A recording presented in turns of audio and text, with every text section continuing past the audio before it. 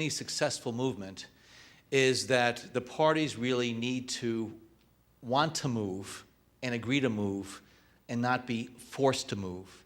If they're forced to move before they believe that they are ready, things will fall apart. They'll find other reasons or to not continue to advance the ball. But there is a delicate balance between being forced to move and being pressed and encouraged to move.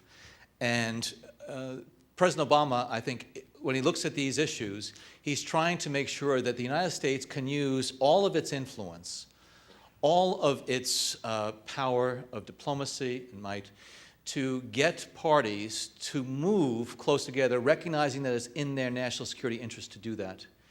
But if you push somebody to do it, sometimes things collapse.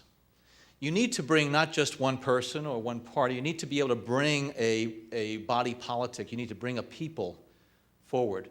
So I know it's sometimes easy to think that, boy, if we just, told Israel we're going to cut its aid by 50% or 25% or something and not go forward, all of a sudden it's going to sort of open up this and Israel is going to say, oh, okay, yeah, sure.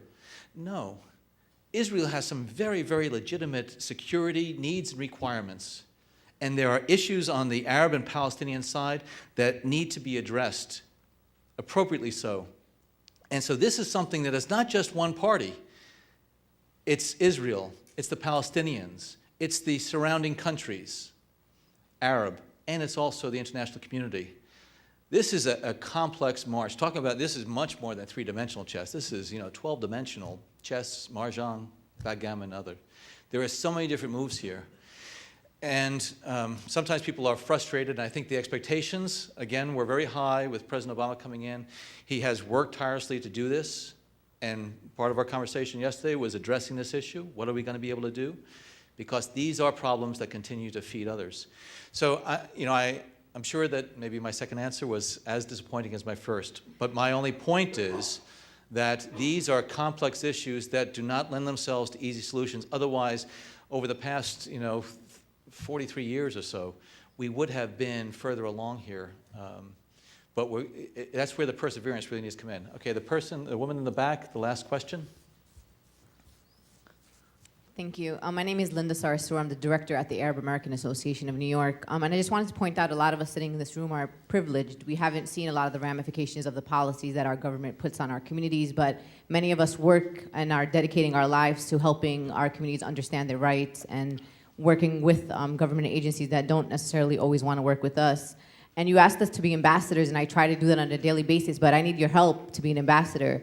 And I wanted to just give you some examples, things that you've mentioned, that really give me a hard time to put a face to the American government or a good face to the American government, which include infiltration of mosques, which has been an issue for us in our community. I mean, infiltration of mosques is conducted according to a secret policy that's been never debated openly, and as a matter of fact, at one point, Congress prohibited it when they were trying to stop domestic spying. NSEER's program since 2003, national organizations, both Muslim, non-Muslim, have been trying to close this program. The program's still open. Our community members continue to have notices to appear. The TSA guidelines, backlogs in immigration. Our community members are applying for citizenship so they can become participatory in our civic engagement, and they're waiting for 4 or 5 years because their name is on some list somewhere that the FBI can't get to give them a clearance. The horrific conditions of our immigration detention centers, the unnecessary deaths that happen in our immigration centers because they're run by private entities and there's no accountability by the government. Profiling, the Patriot Act is now going to be reauthorized as part of our job creations bill with no open debate or opportunity for amendments.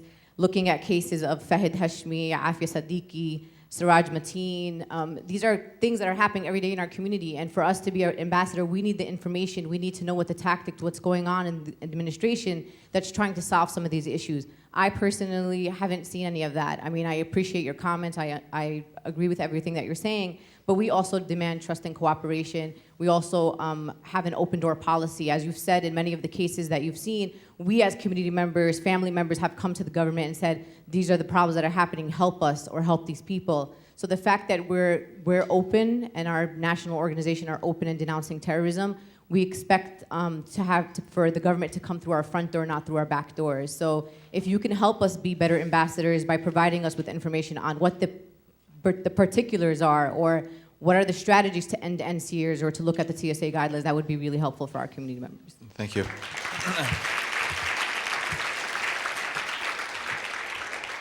I think that's an appropriate question or a series of questions to end on, because I think you brought it back to that strategic level as far as all these different policy areas that really need to be addressed as a nation.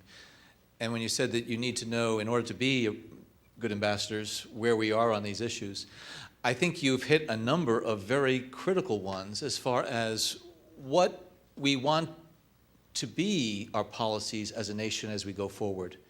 You know, I talked about we want to optimize national security and civil liberties, and saying that they're not, you know, we can do both. Well, that's true, but there is tension there. There is tension about what policies we're going to have at our ports of entry as far as secondary screening, what types of policies we're going to have in our local community about engagement with law enforcement and what law enforcement should be allowed to do.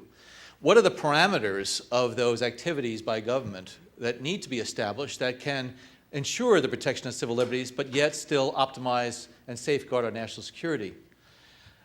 And these are all very appropriate. And I think now that we are 9 years plus from 9/11, this is the time that I think this country needs to take that step back and have that public discourse.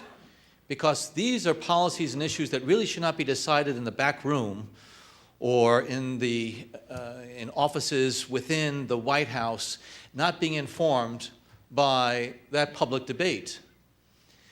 This is why when I look to the Congress and their very important role in our democracy, to have that public debate and to look at the policies that they need to follow through on and enact, and not look at individual cases and second guess what happened at a particular time in a particular day in a particular city, but to look at what should those policies be that will govern what we do as we go forward. So I think it's critically important that we continue to have this engagement and discussion. We're not there yet. I can't say that, you know, today, a snapshot in time, we have this system, you know, exactly the way we want. No. This will be constantly need to be refined and needs to evolve, consistent with who we are as a people. But keeping in mind that if you don't have security, if you don't have that type of peace and confidence that as you walk through the streets, you're not going to be hit with a suicide bomber, then all of this other stuff really can fall by the wayside, because if you can't experience it, why try to promote it? But what we need to do is to make sure that we remember what we are as a country and, again, the foundations that this country was built on. So I really would like to say I very much appreciate this opportunity to talk with you here today. This is something that I think just by your presence here, it demonstrates to me that you are dedicated to doing this as a person, because you're, like me, an American who wants to ensure that not just our security is promoted, but that this dialogue takes place and enriches each one of us. We're not there yet, but as long as, in my view, as long as President Obama remains at the helm, we're going to continue to do our absolute level best every day to ensure that our people are safe and secure and that our civil liberties are protected. So, shukran jazilan wa alaka, and I will see you at some future gathering. Thank you very much.